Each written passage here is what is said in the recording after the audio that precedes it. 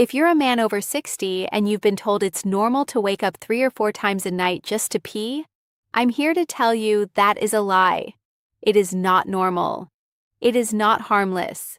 And the real reason it's happening might shock you. Because there's one simple habit, something you do every single day without even thinking, that is quietly inflaming your prostate, disrupting your sleep, and slowly eroding your quality of life. And yet, no one is warning you. Not your friends, not your family, and sadly, not even your doctor. I'm Dr. Jocelyn, a physician and men's health specialist with over 30 years of experience treating prostate problems, erectile dysfunction, low testosterone, and everything that affects a man's vitality. I've helped thousands of men in their 60s, 70s, even 80s reclaim their strength, confidence, and independence. And today, I'm going to help you see the full picture. Most men think their prostate gets bigger just because they're getting older. But that's only half the truth. What if I told you that your age isn't the main problem? That one overlooked daily behavior is triggering a silent inflammation that causes urgency, dribbling, and all those frustrating late-night bathroom trips. Stay with me because in the next few minutes I'll reveal what that habit is, why it's so dangerous, and how to stop it naturally without medication or surgery. I'll also show you a 15-second bedtime ritual my patients use to sleep through the night and finally feel like themselves again.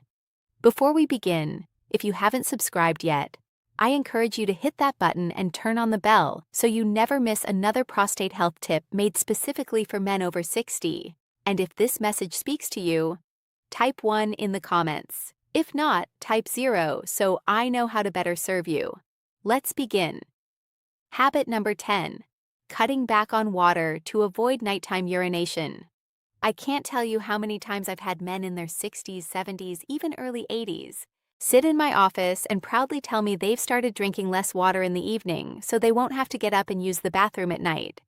And every time I gently shake my head and say, I know you mean well, but that habit may actually be making your symptoms worse. It sounds logical, right? Less water means less urine, fewer trips to the bathroom. But here's the part no one tells you. When you cut back on water too much, especially later in the day, your urine becomes more concentrated. It turns darker, more acidic, and more irritating to your bladder. That irritation creates pressure that pushes against your already sensitive prostate. And the result, you may actually feel the urge to urinate more frequently, not less. When the bladder is constantly exposed to concentrated urine, it becomes agitated and overactive. It sends premature signals to empty, even when it's only half full. That's exactly why so many men wake up at 1 a.m., then 3 a.m., then 5 a.m., rushing to the bathroom with urgency only to pass a small trickle.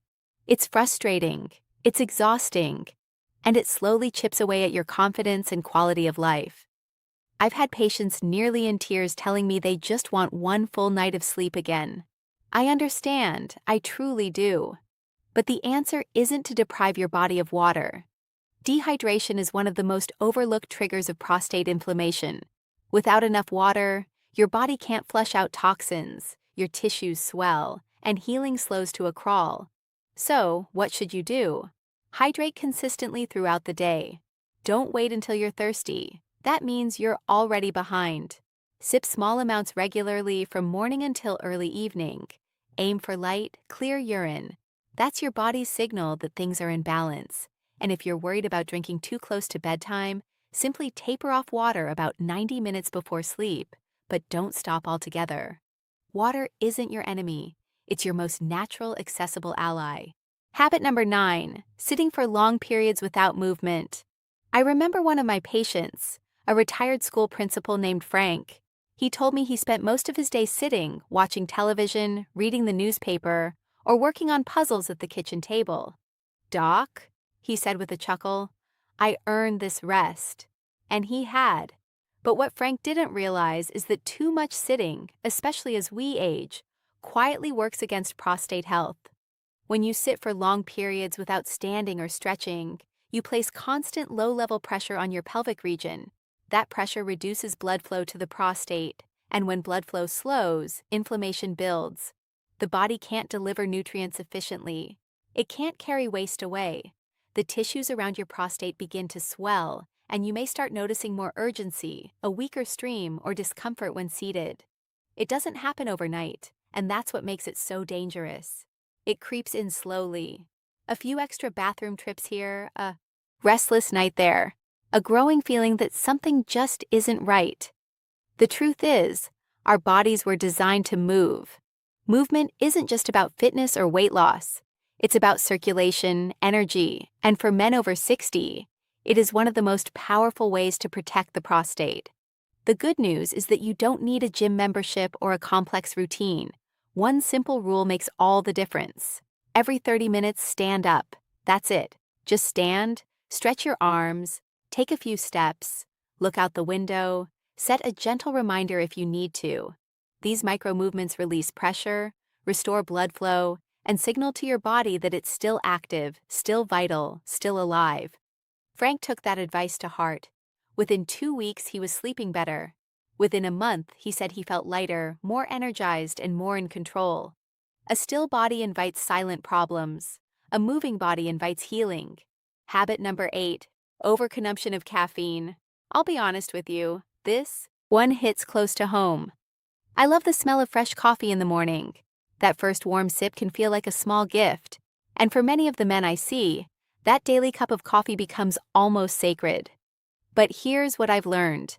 After decades of treating prostate issues, too much caffeine, even from something as comforting as coffee or tea, can quietly wreak havoc on your bladder and prostate.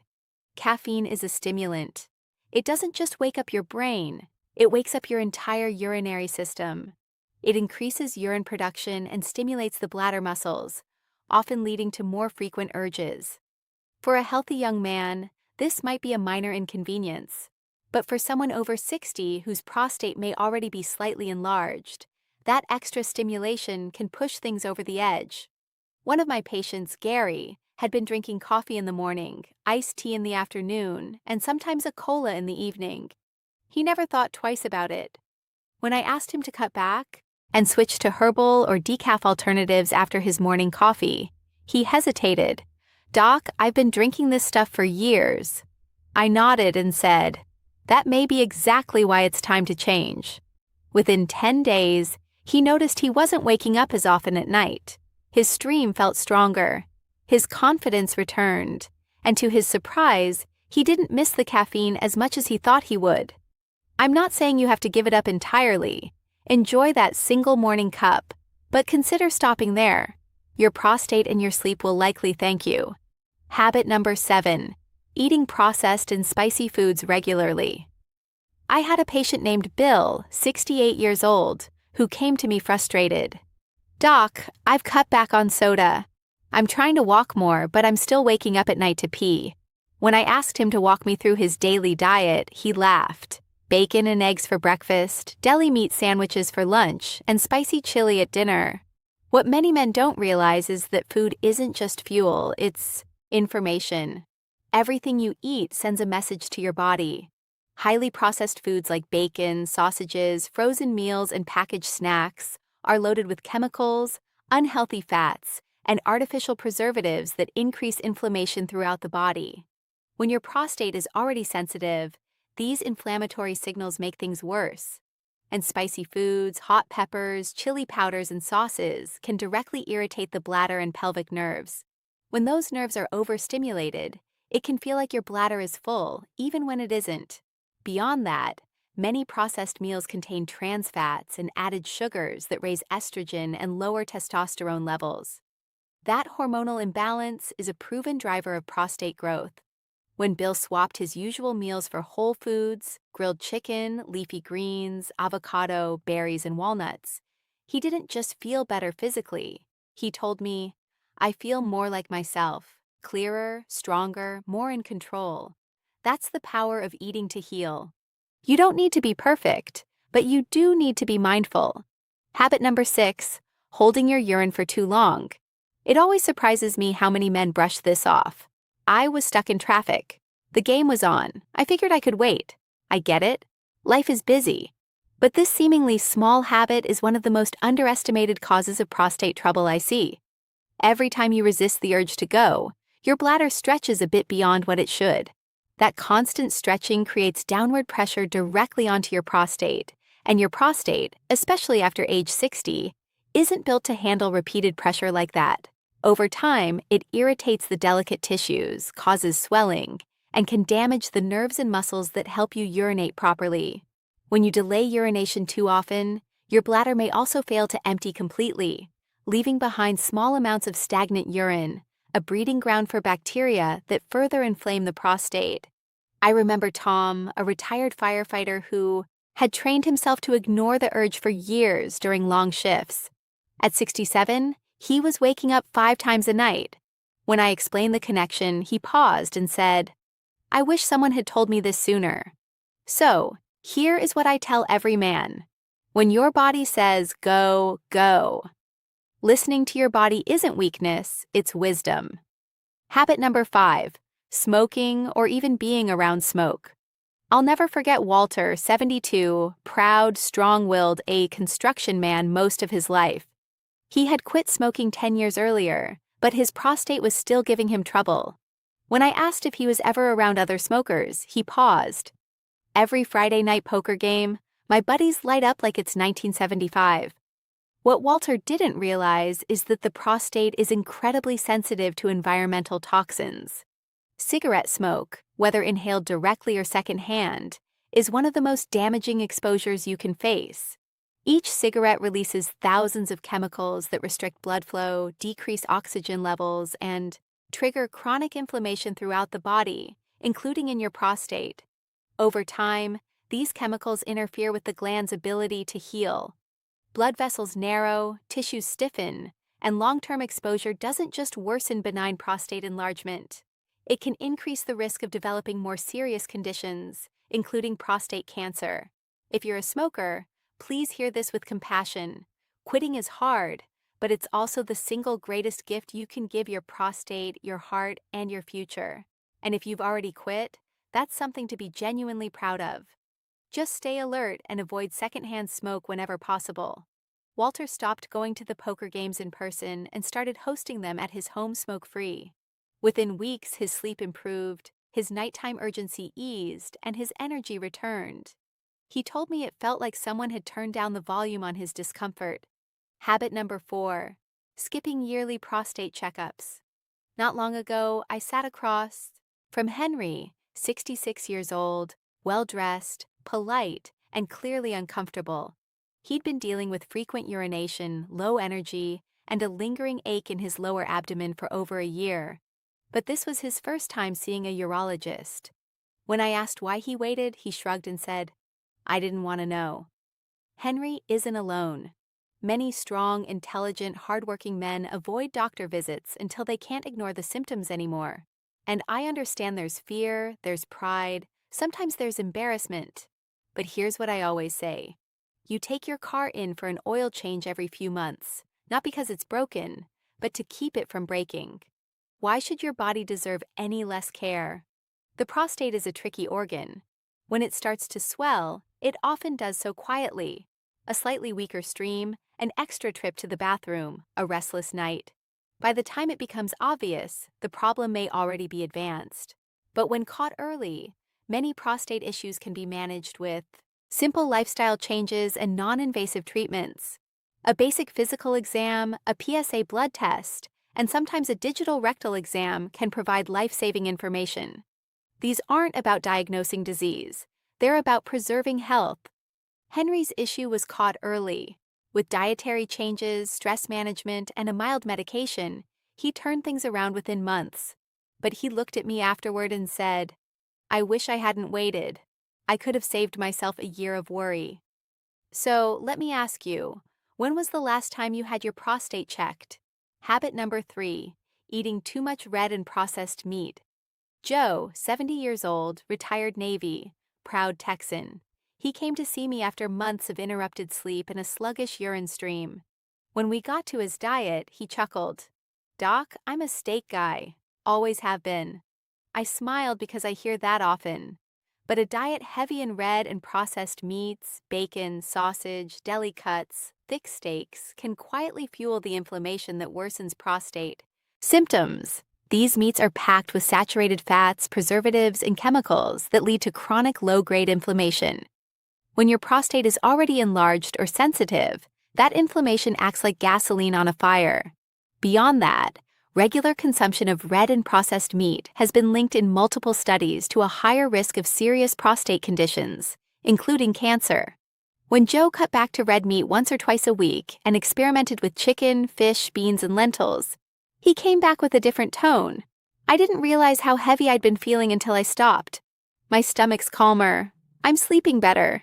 You don't have to give it up completely. Just bring more balance to your plate. Habit number 2. Belly fat and obesity. Leonard, 64, soft-spoken, always kept a good sense of humor. He sat in my office and said, "Doc, I know I put on some weight around the middle, but how much harm can a belly really do?" I looked at him gently and replied, "More than you think, Leonard, especially to your prostate. Excess belly fat isn't just extra weight. It's metabolically active tissue that sends powerful hormonal and inflammatory signals throughout your body. It converts valuable testosterone into estrogen, which can directly contribute to the growth of prostate tissue. As estrogen increases and testosterone falls, the prostate begins to enlarge, leading to more frequent urination, weak flow, and persistent pressure. The good news is that you don't need to lose 30 or 40 pounds to see results. Studies show that even a modest 5% reduction in body weight can have a noticeable impact on prostate symptoms. For Leonard, it started simply: a short morning walk, swapping sugary drinks for water, and adding 1 extra serving of vegetables to dinner. In just a few weeks, he was waking up less at night and feeling more energized. He told me, "It's not just my prostate. It feels like I'm getting a piece of myself back." Habit number 1. Chronic uncontrolled stress. Of all the habits we've discussed, this is the one most men overlook. And yet, it may be the most powerful force affecting prostate health. I've had patients sit across from me, calm on the outside, but carrying the weight of decades on the inside. One man, Richard, told me, "Doc, I'm not the kind of guy who talks about stress. I just keep moving." And I nodded because I know that story too well. Men over 60 were often raised to be the rock to tough it out. But chronic stress doesn't just live in your mind. It lives in your body, and your prostate feels it. When you're under constant stress, your body produces elevated levels of cortisol. Cortisol fuels inflammation, tightens the pelvic floor muscles, disrupts hormone production, and interferes with sleep. Over time, it lowers testosterone and increases sensitivity to pain and pressure in the pelvic region. The perfect storm for prostate problems to develop and linger. Richard eventually opened up about his worries, family, finances, purpose after retirement. That's when we began to rebuild, not with medication, but with intention. 10 minutes of deep breathing each day, a walk at sunrise, journaling once a week, connecting with friends, and giving himself permission to rest without guilt. Within weeks, his symptoms began to ease. He told me, "I didn't realize how much I was holding in until I let it go." Managing stress isn't weakness. It's strategy. It's leadership over your own health. Conclusion: you are not broken. You are simply uninformed. Over the years, I've sat across from hundreds of men just like you, frustrated, exhausted, and silently worried about what's happening to their bodies. And after hearing their stories, I can tell you this with complete certainty. You are not broken. You're not weak. You're simply operating without the full picture. And now that you have it, everything can change. We've walked through the 10 most common habits that silently inflame the prostate. Cutting back on water, sitting too long, too much caffeine, processed foods, ignoring nature's call, smoke exposure, skipping checkups, red meat overload, belly fat, and chronic stress. Each may seem small in isolation, but stacked together day after day, they quietly create the perfect environment for your prostate to swell, your sleep to suffer, and your sense of control to slip away. But here's what I want you to hear louder than anything else. You have the power to reverse course. It doesn't take radical change. It takes awareness, small, intentional steps taken consistently, listening to your body instead of overriding it, and treating yourself with the same care you would offer to someone you love. One of the most effective tools I've given my patients is what I call the 15-second bedtime ritual. Simple, safe, and grounded in the same principles we've explored today. Reducing pressure, calming the nervous system, and supporting the bladder and prostate while you sleep. Men who do this nightly report waking up less, sleeping deeper, and finally feeling in control again. So here's what I encourage you to do. Go back through the habits we discussed. Choose one that feels doable and start there tonight. Don't chase perfection. Chase progress. You're not too old, and it is absolutely not too late. Your prostate is listening, and now you have a voice that knows what to say. If this video helped you, even in a small way, please take a moment to like it, share it with someone who might be silently struggling, and drop a comment below telling me which habit hit home for you. Your voice matters here. I'm Dr. Jocelyn, and thank you for being here. Let's move forward.